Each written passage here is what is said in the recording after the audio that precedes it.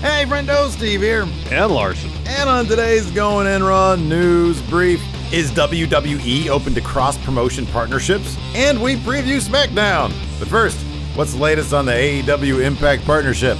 Larson, what's in the news? Oh, quite a bit of news, Steve. So let's kick off with this. John Alba, who we've mentioned several times here on the show, and Doug McDonald scored themselves a huge interview with the Young Bucks on their Living the Gimmick podcast. Go subscribe to their Patreon right now if you want to listen to this interview right now, and talk to them about what we can expect maybe from an AEW Impact partnership. This first bit here, these transcripts are from Fightful. I believe this is Matt Jackson talking here. Quote, 2 years ago, this is something we brought up and wanted to get going. For whatever reason, it didn't work out. I don't know if it was more of on our side or what, but we just couldn't get everyone to agree on what the creative would be. When we were stopping at all the indie shows, that was one of the suggestions we had. What if we showed up at Impact? This is something we've been whispering in Tony Khan's ear for 2 years. We're all about collaboration and partnering with everyone and working together. Here's more. These transcripts from comicbook.com. Do you want to take these, Steve? Sure. He continues. Which do we know this is Matt? I don't remember if it was Matt or Nick. Okay. Well, it's one of the Jacksons. Says this. It's still so early. I don't think all of us collectively know what this means. I think we're just dipping our toes in right now, and we're going to see what we can get out of it. But there are immediate plans that I can't exactly just give away right now. We're still in the beginning of this, but there are some big surprises coming, and I'm really excited about it. In this interview, this one mentioned also in this interview, Young Bucks talk about potential Impact Dream matches, bringing Sting into AEW, the match against FTR, right in their book, more. It's a good interview. It's worth a listen. Yeah, I mean, more importantly, though, Sting versus Joker Sting in Impact, that's the matchup we all want to see. I would imagine, the whole wait and see approach, we're just dipping our toes, no firm plans. Obviously, they have some short-term plans. But you got to think, man, with the amount of buzz AEW created this week, that's got to be a good sign for long-term potential. If they want to keep this kind of thing going. Before we get into more speculative stuff, let's talk about what Wrestling Inc. had to say. Now, this is potential spoiler territory. If you don't want to know where this thing is going, short term at least, skip ahead a couple minutes. Yeah, there's chapter breaks, and I'll include a chapter break for the next chunk of this story, which has to do with the New Japan thing. Exactly. So anyways, so Wrestling Inc. is reporting that, quote, the relationship between Impact and AEW is not currently scheduled to be that intertwined. From what we have heard, Omega's appearance on Impact will be a one-off and was largely done as a favor from Omega for Don Callis, who's a good friend of Omega's. Omega also requested that Don work as a commentator for his big title win over Moxley. In addition, beyond Omega making a one-off appearance on Impact, it was also relayed to us that the Good Brothers will likely be coming to AEW for one match as well. Omega's appearance on Impact this Tuesday will likely be used to set up the Good Brothers coming to AEW to take on a team that was not disclosed to Wrestling Inc. They continue, though, quote, however, the Young Bucks would seem likely. Of course. They put this one little note in here at the end, too, Wrestling Inc. does. Quote, Don Callis' contract with Impact Wrestling may be coming up next month. Once Callis is done with Impact, sounds like he would move to AEW full-time to work as Omega's on-screen manager. I would take that last bit with a huge grain of salt. Mm-hmm. I would imagine, talk about the perfect scenario to try to nab a massive new contract with Impact. If Don Callis were to say, look what I just did for you guys. Look what me and Scott D'Amore have done over the past couple of years for you guys. Now it's time to back up the Brinks truck and allow me to continue to do some stuff for AEW if that's a possibility. He's in a really good position right now. And, kudos to Don Callis and Scott D'Amore for coming into Impact. It was not easy to scrub the stink of previous decades of TNA and Impact in terms of the perception for the wrestling fan. Correct. I'm really interested to see what the fan element is going to look like once pandemic is over for Impact, because I think it's going to feel like a real rejuvenation for the company. Yeah, I hope so. Because, we have been of the opinion that the more places wrestlers can go and earn themselves a good paycheck, the better it is for everybody involved in the wrestling industry. Yeah, for sure. And if Impact has turned things around enough that they can actually have excited paying fans in attendance for their shows, as opposed to giving freebies away at Universal Studios in Orlando, It's just good for everybody. We're trying to run house shows at like baseball. What was it? It was like that was GFW doing stuff. That was house shows at baseball. Some of that Jeff Jarrett Gold 35 money. people there. Yeah. Anyway, so I mean, like, I guess what Wrestling Inc. is reporting is not in any way a contradiction to what the Jacksons were saying. I mean, this sounds like the very definition of dipping your toe in the water. Mm-hmm, sure. Doing a brief little talent exchange. Kenny goes to Impact once. Good Brothers maybe show up in AEW for a match. And then if all goes well, who knows? Maybe there's more to it. Maybe not. Yeah. If nothing else, short term at least, they got the industry talking about AEW Impact, and people are excited. Yeah. And that goes a long way. Meanwhile, so end of spoiler, new chapter here now, please. Meanwhile, according to Dave Meltzer, the Wrestling Observer himself, who is pretty well tuned into the goings-on behind the scenes at AEW, he says there has been movement on a potential New Japan AEW partnership.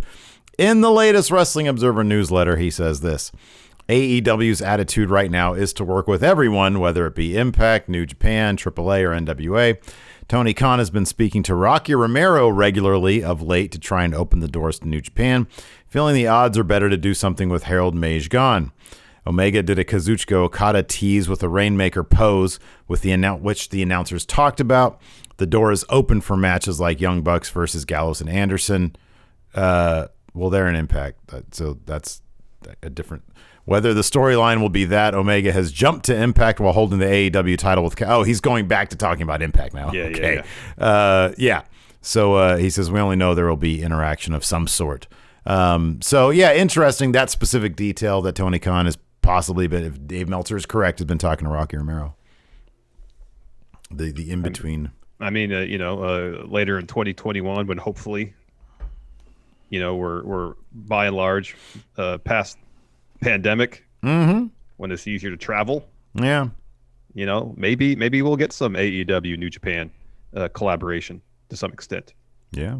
Who knows? Wouldn't shock me. Speaking of other wrestling companies who might be open to collaboration. So with AEW and Impact, of course, be the talk of the wrestling world, thanks to what went down on this past Wednesday's Dynamite.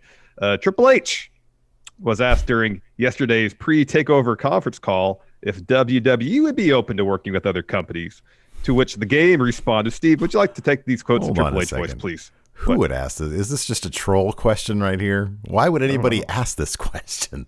Because AEW and Impact got a bunch of buzz, good positive buzz going around because of teasing a collaboration, some sort of working relationship. It's a fair question. This is not a fair question at all, because you know the answer. Anyways, he says this: we're open for business in a lot of ways and a lot of things. People's thoughts and misperceptions, their perceived knowledge of what we do and how we think is often greatly misinterpreted and not accurate. Are we open to the right business opportunities? Yeah, at any given time, we're open to things. It just depends on what they are and if they're beneficial to us in the long term. When I say long term, I don't mean 3 months, I mean 10 years. Long term, that's how we think. We're not necessarily worried about minute by minutes. Open for business. I think Vince says that a lot, and I've been around him long enough that it's the right thing and meaningful to business. He's open to anything. I wonder if sorry, I'm going to interject here for a moment. I wonder if their idea of open for business is what went down in the United Kingdom, where they made arrangements with all the promotions over there. Hey, we're essentially going to sign away all your top talent, and then somewhere in the contract they'll say we pretty much have the option to buy you guys out. Yeah, or what happened to Evolve, which is where they did do that. They did do that. They did buy him out, yes. I mean, WrestleVotes has the Captain Obvious quote of the day here. Says the Triple H open for business quote is nice and all, but let's be honest, that is not his decision to make. Even with NXT, any partnership with a different promotion would need approval of the highest level. Vince. Been this way for years now. I doubt it changes anytime soon. No, the WWE does not.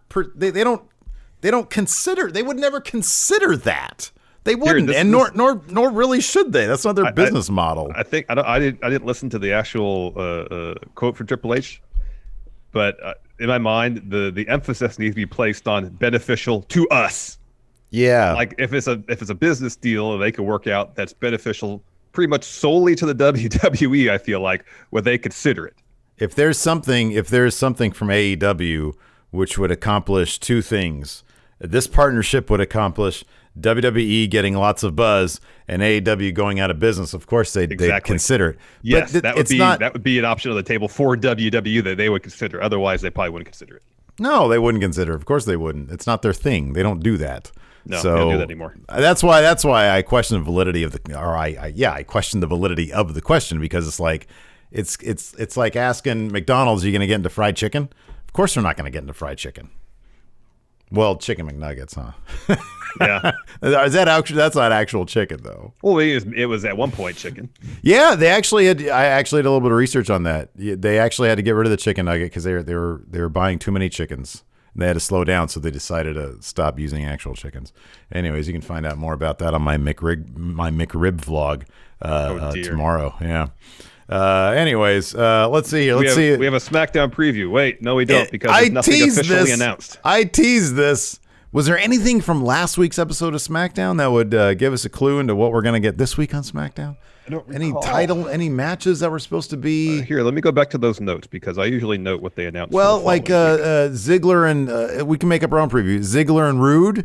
How will Street Profits respond to Ziggler and Rude's non-title win last week against the Street Profits? Okay. That's gonna happen. Something. That's something. That's something. Will Jey Uso's how will Roman Reigns respond to Kevin Owens saying that he's ready for him? Yeah. There you go. There's a preview. And in the women's division, how will Carmella respond to Sasha Banks throwing champagne on her? There you go.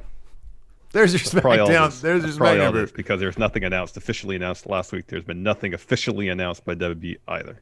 Which means the show is still being written. It's being written right now. Exactly. The only partnership Vince McMahon's worried about right now is whatever collaboration he has going on writing SmackDown at this moment. He's getting pen to paper at this juncture. The relationship of pen to paper. You got that right. Anyways, that's it for News Brief. Thanks, everybody, for tuning in. We appreciate it. We're going to be live with our SmackDown recap tonight. So be sure to join us there at twitch.tv/Steven Larson. Thanks for watching, everybody. Till next time, we'll talk to you later. Goodbye. Help support Going In Raw today by becoming a Friendo Club TV member. You'll get access to new bonus episodes every week, including Friendo Club Arcade, Live Power Rank, Vintage 10 for the Wins, and Ask Steven Larson. Get access to Friendo Club TV today by becoming a $5 and up patron at patreon.com/Steven Larson, by throwing us a sub at twitch.tv/Steven Larson, or by clicking join at youtube.com/Steven Larson.